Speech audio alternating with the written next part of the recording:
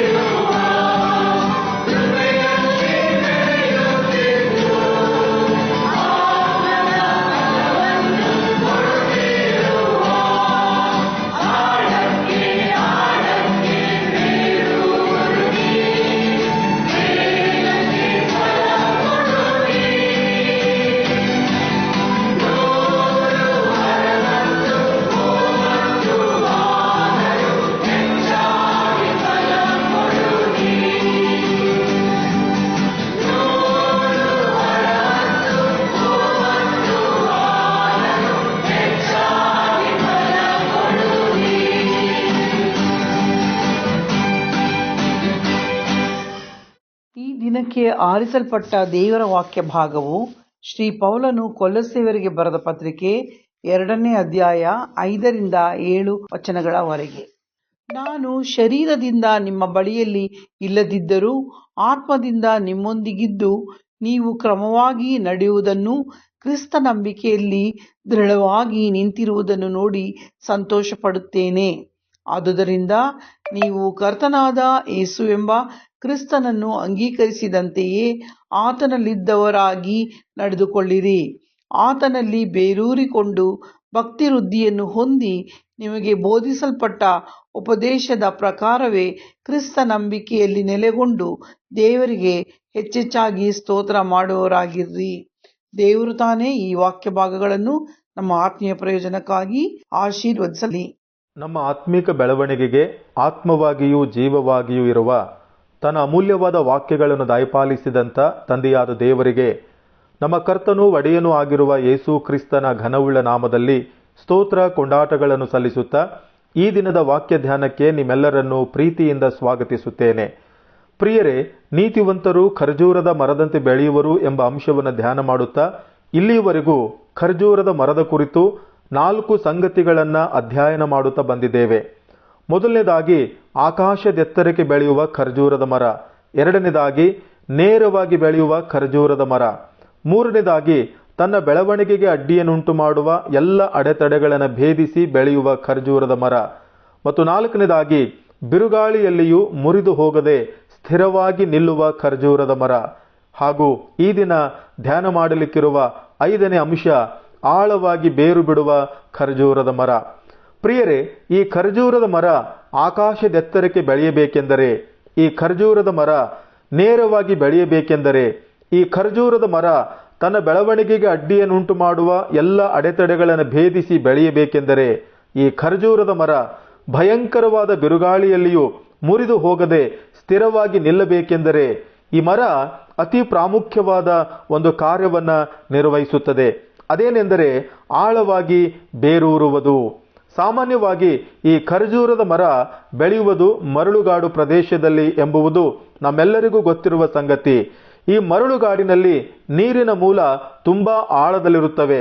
ಆದುದರಿಂದ ಈ ಮರಳುಗಾಡಿನಲ್ಲಿಯೂ ಖರ್ಜೂರದ ಮರ ಸಮೃದ್ಧಿಯಾಗಿ ಬೆಳೆಯುವುದಕ್ಕೋಸ್ಕರ ಬೆಂಕಿಯಂತೆ ಸುಡುವ ಮರಳಿನ ರಾಶಿಯನ್ನು ದಾಟಿ ಆಳವಾಗಿ ಬೇರು ಬಿಟ್ಟು ತಂಪಾದ ನೀರಿನ ಮೂಲವನ್ನು ತಲುಪಿ ಅಲ್ಲಿಂದ ತನ್ನ ಬೆಳವಣಿಗೆಗೆ ಬೇಕಾದ ನೀರನ್ನು ಸ್ವೀಕರಿಸಿ ಸಮೃದ್ಧಿಯಾಗಿ ಬೆಳೆದು ನಿಲ್ಲುತ್ತದೆ. ಎಂಥ ಅದ್ಭುತವಾದ ಸಂಗತಿಯಲ್ಲವೇ? ಹೌದು ಪ್ರಿಯರೇ, ಮರಳುಗಾಡಿನಲ್ಲಿ ಸಮೃದ್ಧಿಯಾಗಿ ಬೆಳೆಯುವುದಕ್ಕೋಸ್ಕರ ಈ ಖರ್ಜೂರದ ಮರ ಯಾವ ರೀತಿಯಾಗಿ ಆಳವಾಗಿ ಬೇರು ಬಿಟ್ಟು ಸ್ಥಿರವಾಗಿ ಫಲಭರಿತವಾಗಿ ನಿಲ್ಲುತ್ತದೋ, ಅದೇ ರೀತಿಯಾಗಿ ಮರುಭೂಮಿಯಂತಿರುವ ಈ ಲೋಕದಲ್ಲಿ ಖರ್ಜೂರದ ಮರಕ್ಕೆ ಹೋಲಿಸಲ್ಪಟ್ಟಂತ ನೀತಿವಂತರಾದ ನಾವು ಕೂಡ ಆತ್ಮಿಕ ಜೀವಿತದಲ್ಲಿ ಸಮೃದ್ಧಿಯಾಗಿ ಬೆಳೆದು ಫಲಭರಿತವಾದ ಜೀವಿತವನ್ನು ಜೀವಿಸುವುದಕ್ಕೋಸ್ಕರ ದೇವರ ವಾಕ್ಯವೆಂಬ ನೀರಿನಲ್ಲಿ ಆಳವಾಗಿ ಬೇರೂರಿ ನಮ್ಮ ಕರ್ತನಾದ ಯೇಸು ಕ್ರಿಸ್ತನ ಅನ್ಯೂನ್ಯತೆಯಲ್ಲಿ, ಆತನ ಪ್ರೀತಿಯಲ್ಲಿ ನೆಲೆ ನಿಂತು ಜೀವಿಸಬೇಕು ಎಂಬ ಆತ್ಮಿಕ ಪಾಠವನ್ನ ಈ ಮರ ನಮಗೆ ಕಲಿಸಿಕೊಡುವಂತದ್ದಾಗಿದೆ. ಈ ದಿನ ಓದಿರುವಂತ ವಾಕ್ಯ ಭಾಗದಲ್ಲಿ ನೀವು ಕ್ರಿಸ್ತ ನಂಬಿಕೆಯಲ್ಲಿ ದೃಢವಾಗಿ ನಿಂತು ಆತನ ವಾಕ್ಯದಲ್ಲಿ ಬೇರೂರಿಕೊಂಡು ಭಕ್ತಿ ವೃದ್ಧಿಯನ್ನು ಹೊಂದಬೇಕು ಎಂಬುದಾಗಿ ತಿಳಿಸಲಾಗಿದೆ. ನಾವು ಕ್ರಿಸ್ತನ ಅನ್ಯೂನ್ಯತೆಯಲ್ಲಿ ನೆಲೆಗೊಂಡು ಆತನ ವಾಕ್ಯದಲ್ಲಿ ಬೇರೂರಿ ನಿಲ್ಲದೆ ಹೋದರೆ ಆತ್ಮೀಕವಾಗಿ ಬೆಳೆಯಲು ಸಾಧ್ಯವಿಲ್ಲ, ಫಲಭರಿತವಾದ ಸಮೃದ್ಧಿಯಾದ ಜೀವಿತವನ್ನು ಜೀವಿಸಲು ಸಾಧ್ಯವಿಲ್ಲ. ಆದುದರಿಂದ ಕೀರ್ತನೆ 1ನೇ ಅಧ್ಯಾಯದಲ್ಲಿ ಯಾವನು ದುಷ್ಟರ ಆಲೋಚನೆಯಂತೆ ನಡೆಯದೆ, ಪಾಪಾತ್ಮರ ಮಾರ್ಗದಲ್ಲಿ ನಿಂತುಕೊಳ್ಳದೆ, ಧರ್ಮ ನಿಂದಕರೊಡನೆ ಕೂತುಕೊಳ್ಳದೆ, ಯೆಹೋವನ ಧರ್ಮಶಾಸ್ತ್ರದಲ್ಲಿ ಆನಂದ ಪಡುವವನಾಗಿ ಅದನ್ನೇ ಹಗಲು ಇರುಳು ಧ್ಯಾನಿಸುತ್ತಾನೋ ಅವನು ಎಷ್ಟೋ ಧನ್ಯನು. ಅವನು ನೀರಿನ ಕಾಲುವೆಗಳ ಬಳಿಯಲ್ಲಿ ಬೆಳೆದಿರುವ ಮರದ ಹಾಗಿರುವನು. ಅಂಥ ಮರವು ತಕ್ಕ ಕಾಲದಲ್ಲಿ ಫಲ ಕೊಡುತ್ತದಲ್ಲ, ಅದರ ಎಲೆ ಬಾಡುವುದೇ ಇಲ್ಲ, ಅದರಂತೆ ಅವನ ಕಾರ್ಯಗಳೆಲ್ಲವೂ ಸಫಲವಾಗುವವು ಎಂಬುದಾಗಿ ತಿಳಿಸಲಾಗಿದೆ.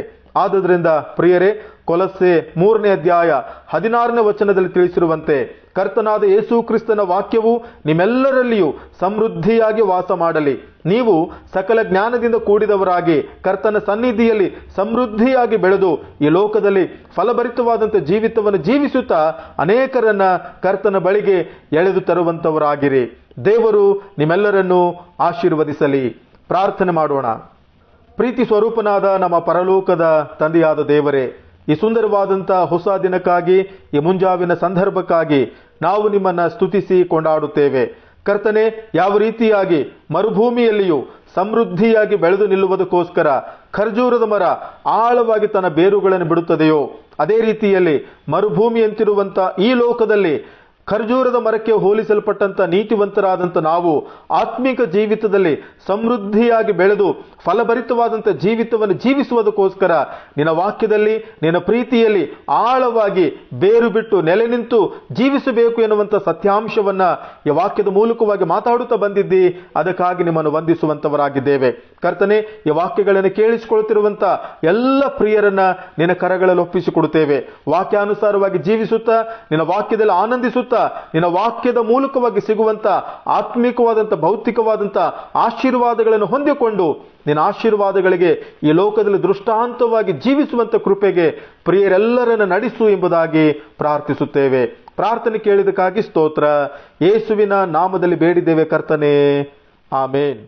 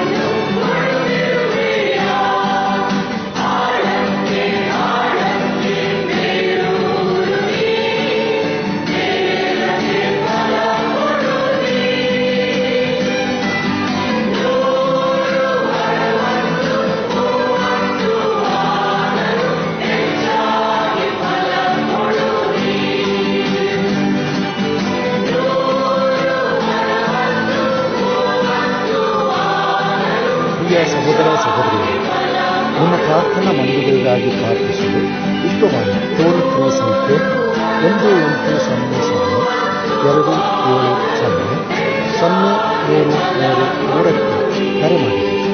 ದೇವರು ನಿಮ್ಮನ್ನು